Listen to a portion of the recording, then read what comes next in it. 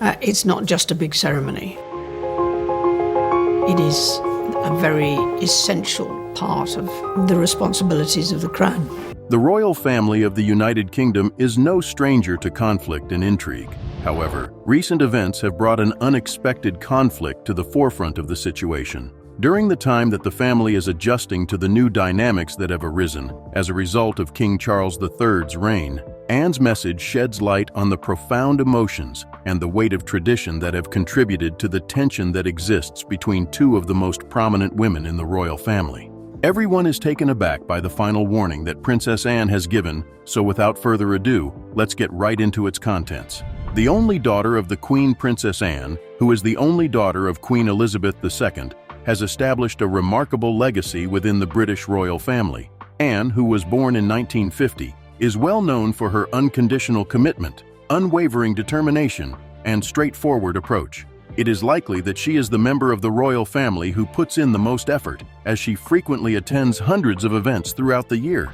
She has garnered a reputation for her unwavering commitment to her duties. Anne was raised in a position of privilege, but she was also subject to expectations because she was the only daughter of Queen Elizabeth and Prince Philip and the second child of the couple. Although she was raised in the public eye, she was able to differentiate herself from her older brother Charles, even at a young age. Her early years were spent under the close watch of the public eye.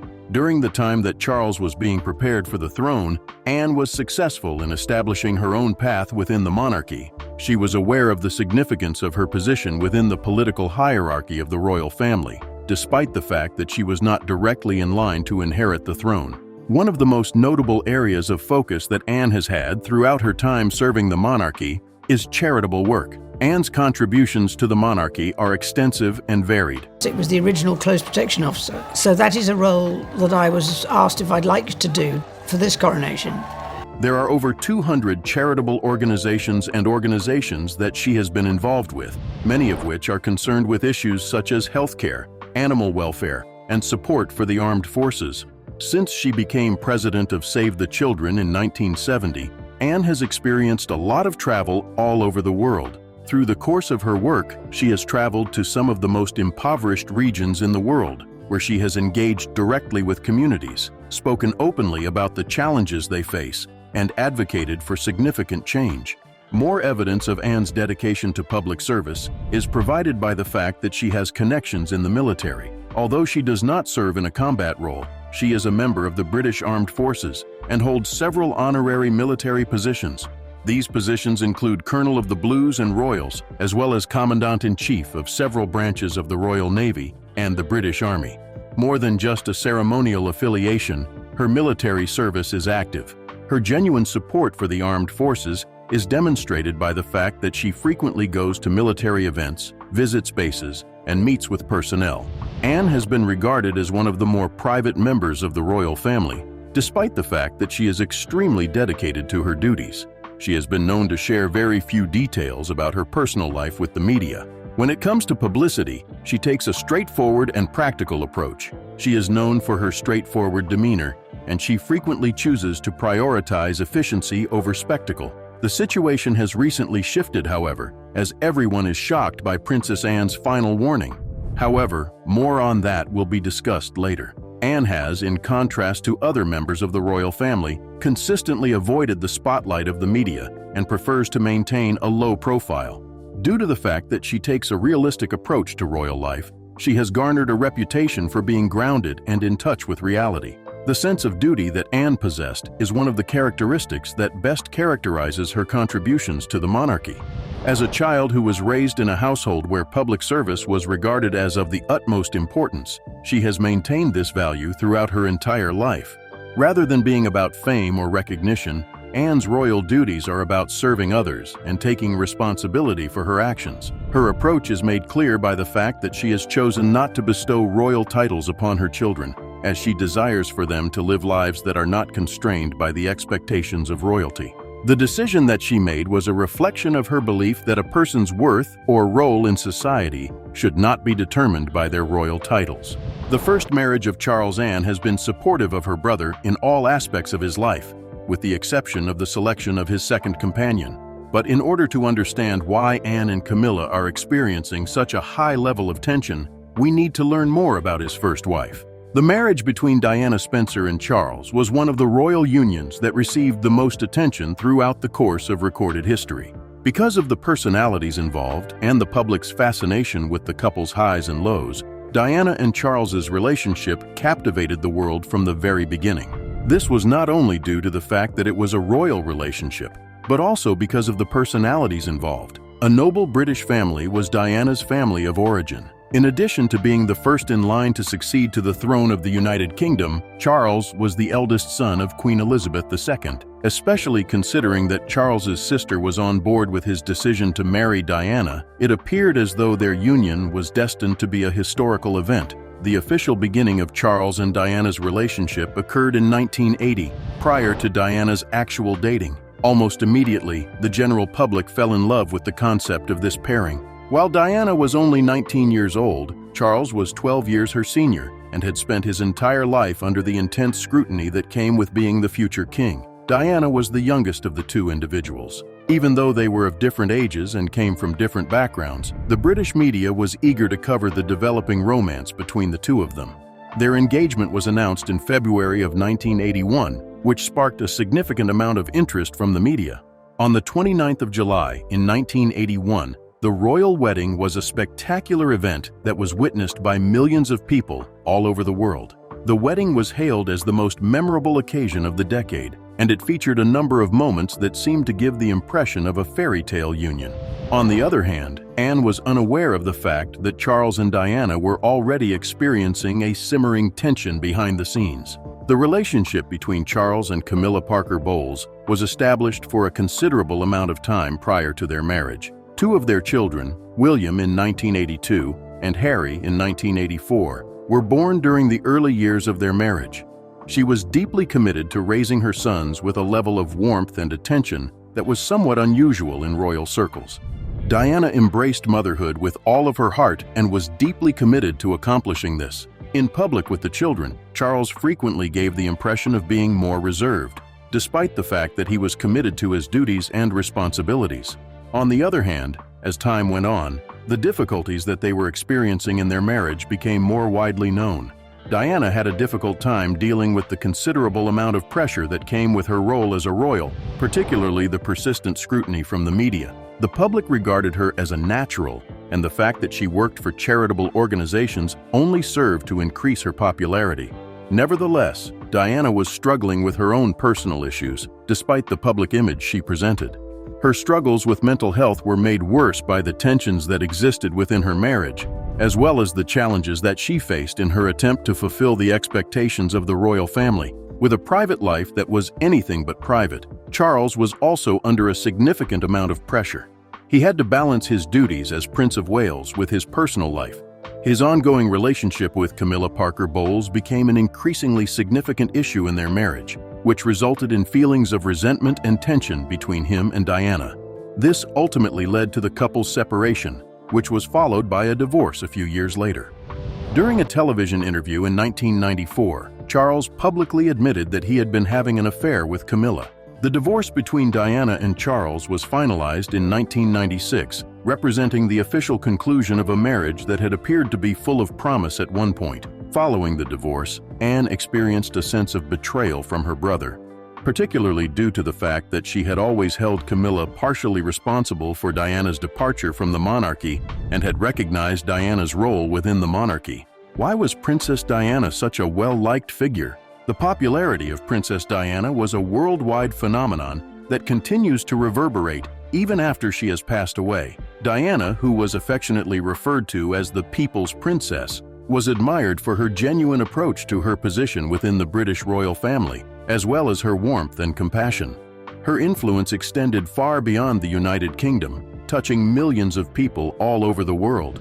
Anne recognized and appreciated Camilla's one-of-a-kind approach to royal life, her unwavering commitment to charitable causes, her sense of style, and her vulnerability, all of which she believes Camilla will never be able to achieve.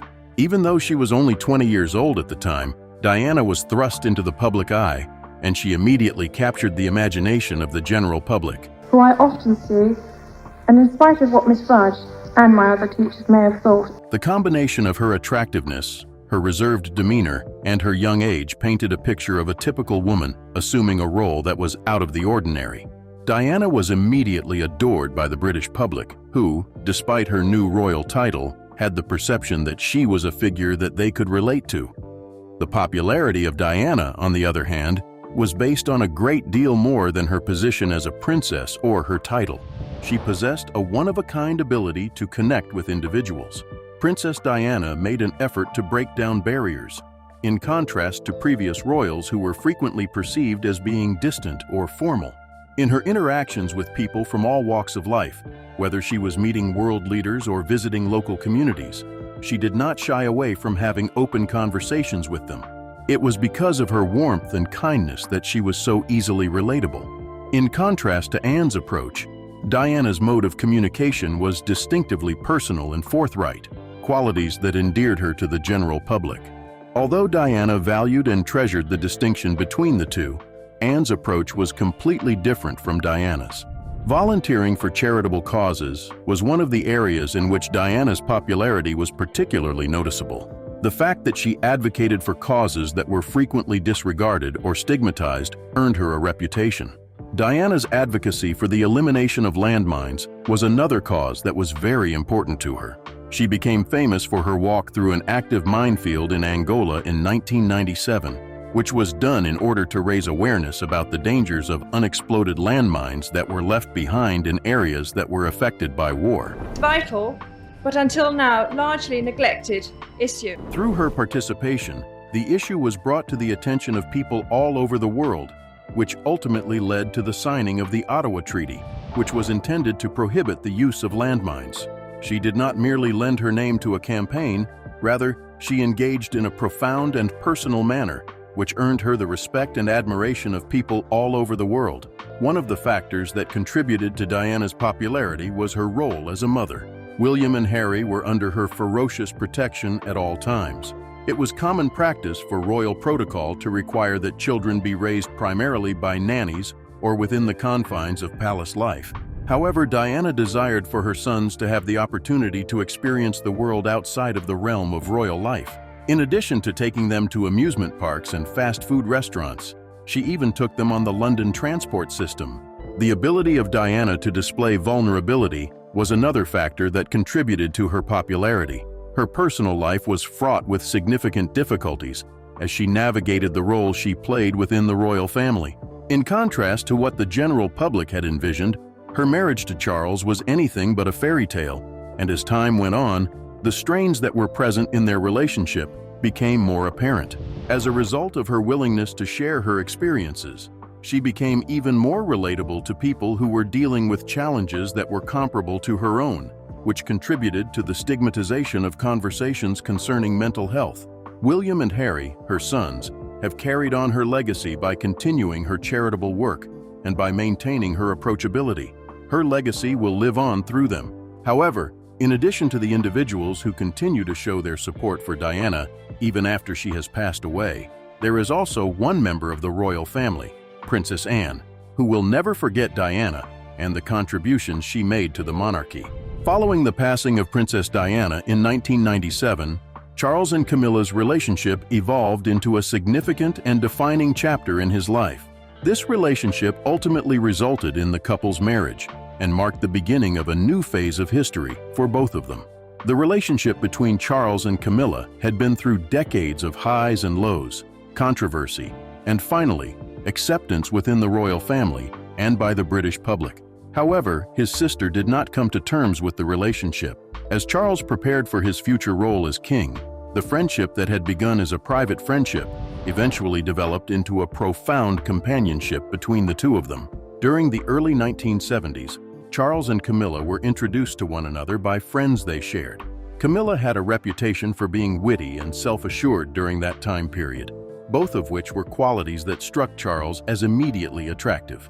Their deep appreciation for humor and tradition, as well as their love of the countryside, were among the things that they had in common. On the other hand, they did not get married at that time because of a number of different pressures and circumstances. Camilla eventually tied the knot with Andrew Parker Bowles, while Charles eventually wed Diana in 1981. In addition, by the late 1980s, it was obvious that their relationship was having a difficult time. On the other hand, Charles and Camilla continued to have a relationship, which continued to grow stronger over the course of their time together. Camilla was in a very, very unpleasant situation. She almost became a prisoner in her own home. She was vilified. She was absolutely hated by everyone. In the aftermath of Diana's passing, Charles was subjected to substantial scrutiny from the public, particularly with regard to his relationship with Camilla. Diana had told the public about the difficulties they were experiencing in their marriage, and the tragic news of her passing has left many people feeling a deep sense of loyalty to her memory. Do you think Mrs. Parker Bowles was a factor in the breakdown of your marriage? Well, there were 3 of us in this marriage, so it was a bit crowded. It was difficult for Charles to pursue a public relationship with Camilla, who had frequently been regarded as the other woman in his marriage to Diana, as a result of this particular circumstance. Camilla was met with widespread disapproval from the British public, and the presence of Camilla in Charles's life was a contentious controversy. The steps that Charles and Camilla took to reintroduce their relationship to the public were meticulous and gradual in order to successfully navigate this situation. Together, they began to make appearances at events, initially in more intimate settings where they could be observed without a significant presence of the press. As time went on, they started going to formal royal events together as a couple, and gradually, the public's perception of them began to change. It was clear to those who knew Charles and Camilla that they shared a strong connection. Charles had a profound commitment to Camilla. He did not lose his patience. He was aware of the delicate nature of his relationship, and he made sure to handle it with respect. The year 2005 marked the official beginning of Charles and Camilla's relationship, which they celebrated by getting married in a civil ceremony at Windsor Guildhall, which was then followed by a blessing at St. George's Chapel. After getting married, Camilla was elevated to the position of Duchess of Cornwall, and she began to fulfill her own royal responsibilities, which included public engagements and charitable work. Given her position as Duchess, she prioritized a number of causes. Her approach to public service has been consistent, dedicated, and occasionally low profile, which stands in contrast to Diana's more charismatic manner of doing things. Over the course of time, the public's perception of their relationship shifted, particularly as they committed themselves to performing royal duties and providing support to the Queen. The fact that Camilla was approachable and had a genuine passion for the causes she was fighting for made her more relatable to the general public, which contributed to the shift in public opinion in her favor. Her support for literacy campaigns, particularly through programs that encourage children to read, has resulted in a positive impact. It was also beneficial for Charles to have Camilla in his life. His ability to concentrate on his duties has been facilitated by her influence, particularly during the time that he was getting ready to move into the role of king. Camilla's appearance has undergone a substantial transformation over the course of time. She has accepted her position with a sense of responsibility, and the public's respect for her has been earned as a result of her determination to maintain her composure in the face of years of scrutiny from the public. Anne was always aware of the fact that Camilla would never be able to walk the path that Diana did, and she struggled to fill the shoes that Diana left behind. The journey that Camilla has taken within the British royal family has been a difficult one, particularly when it comes to the possibility of public acceptance and the legacy that Diana has left behind. It was obvious that gaining the approval of the general public would be difficult after she tied the knot with Charles in the year 2005.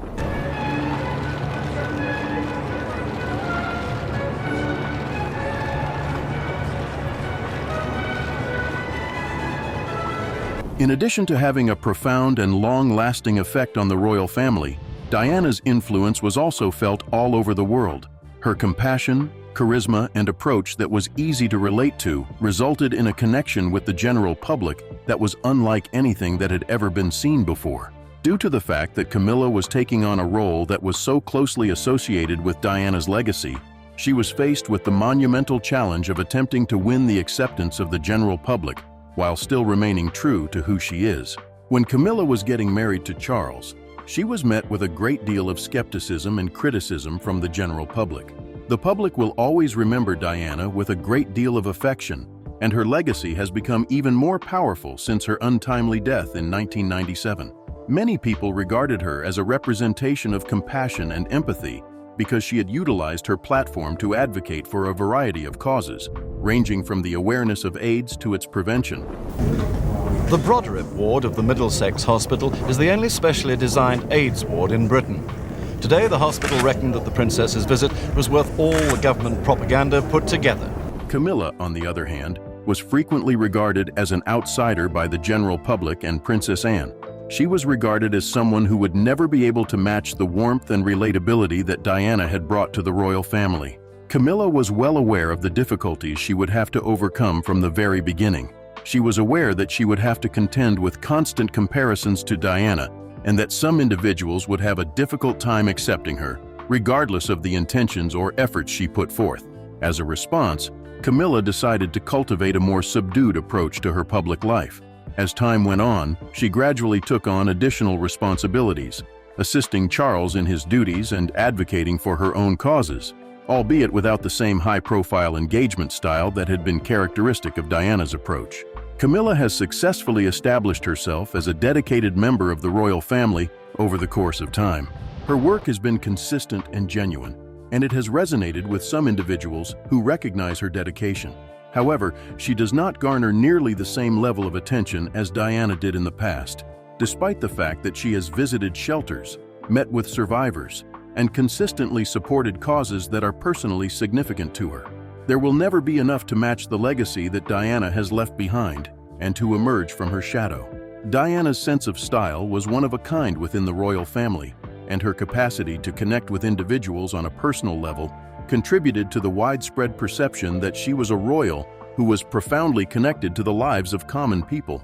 Whether she was sitting with people who were suffering from AIDS or offering solace to children who had been affected by landmines, Diana exuded a sense of empathy that won her the beloved affection of the general public. It was unusual for a member of the royal family to be so open and honest about the difficulties she faced, but her openness, along with her personal struggles and her candor about the difficulties she faced, created a sense of relatability.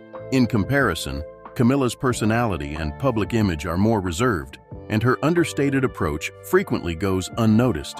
This is in contrast to Diana's vibrant legacy, which is often overlooked. Although the public's perception of Camilla has gradually become more favorable, the contrast between her and Diana continues to be a persistent undercurrent in her life as a royal. Anne is of the opinion that Camilla's influence within the family and her public image are fundamentally different, despite the fact that she plays a significant role as Charles's wife and partner. Diana is seen by many as a figure of change and vulnerability within the monarchy. She is also seen as a symbol of a royal family that is more approachable and emotionally open. Camilla, on the other hand, embodies a more conventional and reserved side, which is something that those who remember Lady Diana will never get used to.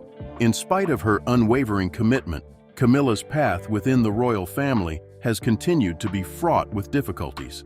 It has been a long and winding road to gain public acceptance, and although many people now recognize and appreciate her role, it is abundantly clear that she will forever be viewed through the lens of her connection to Diana. Camilla continues to struggle with a public that frequently compares her to Diana, despite the fact that she has demonstrated that she is a devoted wife to Charles and a consistent presence in the family. On the other hand, this struggle will continue even when the doors are closed. Given that Camilla is viewed in the same way by the general public, Charles's sister holds the same beliefs. The final warning from Anne: the relationship between Princess Anne and Camilla, who is now the Queen Consort, is a complicated one. It is based on years of family dynamics, royal protocol, and long-standing tradition. Unlike many high-profile relationships within the British royal family, Anne and Camilla's interactions are not marked by outward scandal or public confrontation. Instead, they are shaped by differences in perspective, duty, and personal history. This is in contrast to the majority of romantic relationships within the royal family. This tension stems from Anne's unwavering dedication to the way things have always been done. We've been very lucky. My mother was the Queen for a very long time. And although you kind of know that this might happen, you don't really think about it very much. Camilla's role as a relatively newer addition to the royal family, one that is attempting to fill a complex space following the legacy of Princess Diana, contrasted with a certain protective loyalty that she possessed. She values a traditional and understated approach to her role, which is one of the many ways in which Anne exemplifies the fundamental principles that underpin the monarchy. The upholding of the dignity of the royal institution is of the utmost importance to Anne, and her allegiance to the crown has influenced the way she feels about anyone who might upset the delicate equilibrium that exists within the institution. The introduction of Camilla into the royal family, on the other hand, marked a departure from this conventional course of progression.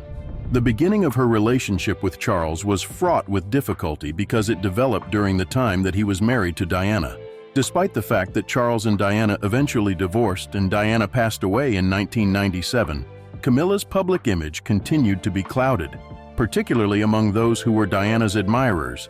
The transition to accepting Camilla as a member of the family was not only difficult on a personal level for Anne, but it was also difficult for her because she had developed a relationship with Diana as her sister-in-law.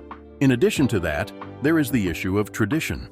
In a manner that is both disciplined and committed, Anne has always maintained the image of the monarchy. After Camilla began to take on more public responsibilities after her marriage to Charles in 2005, Anne's adherence to royal protocol and customs makes it difficult for her to accept Camilla's role. This is especially true when Camilla began to take on larger responsibilities. Another aspect of Anne's reluctance to fully embrace Camilla as queen is that she maintains a firm stance on titles and royal roles. This is a topic that has received a lot of attention. Anne has been very vocal about her position on what it means to be a member of the royal family, and more specifically, what it means to be a consort to the king who will one day rule. During the years that followed Charles and Camilla's wedding, Camilla put in a lot of effort to try to earn a place within the royal family, as well as the favor of the general public. She did this by participating in charitable activities and initiatives that were focused on the community. On the other hand, Anne believed that the one-of-a-kind connection that existed between Diana and the people was something that could not be easily replicated.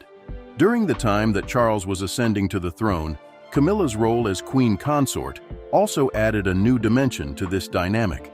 Anne's unwavering dedication to the monarchy and her respect for her brother's newly acquired responsibilities have ensured that any personal feelings have remained private up until very recently. There is still tension in their relationship as a result of the legacy of Diana and the fact that Anne and Camilla have different perspectives on the duties that come with being a royal. Camilla's dedication is demonstrated by the fact that she continues to participate in public engagements and is dedicated to charitable causes. In spite of this, Anne believes that the position that Diana held within the royal family and in the hearts of the general public will never be replaced. Regarding the question of whether or not Camilla ought to be fully acknowledged as the queen, Anne has voiced her skepticism. This may appear to be of little importance, but it is significant in royal circles because titles are used to denote an individual's official position within the monarchy. This tension reached its highest point during the conversations that were taking place about Camilla's future. Anne has always been a staunch supporter of the idea of preserving Diana's legacy. She has always insisted that her memory should not be diminished, especially in the perspectives of the general public. Since the tragic event that occurred in 1997, Anne has maintained a close friendship with one of Diana's former dressmakers, and their friendship has grown even stronger since then. An altercation that Anne had with Camilla was recently brought to the attention of this dressmaker by Anne. Everyone is taken aback by the end of Princess Anne's warning. She told her friend that she had attempted to warn her about the possibility of Camilla discovering that she was not the queen. In a single statement, Anne encapsulates both her position and the respect that she has always held for Diana. When viewed from Anne's point of view, the position of queen is not merely a title that can be obtained through marriage or service. Rather, it is a position that is characterized by profound responsibility and a long lineage. This viewpoint reflects her profound respect for royal heritage and possibly her perception of Camilla as someone whose entry into the family came under circumstances that were less conventional and more unusual. In response to Anne's statement, what are your thoughts? Leave a comment below and let us know.